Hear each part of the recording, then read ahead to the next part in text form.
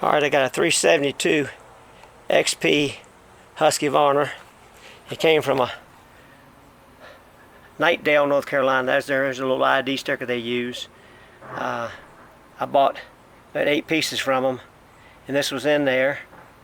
And I'm gonna start it up and let you hear it run. I'm gonna set my camera down here. Now the saw, I have started the saw. I just kind of cleaned it off. I have started, but we will start it again and let you hear it.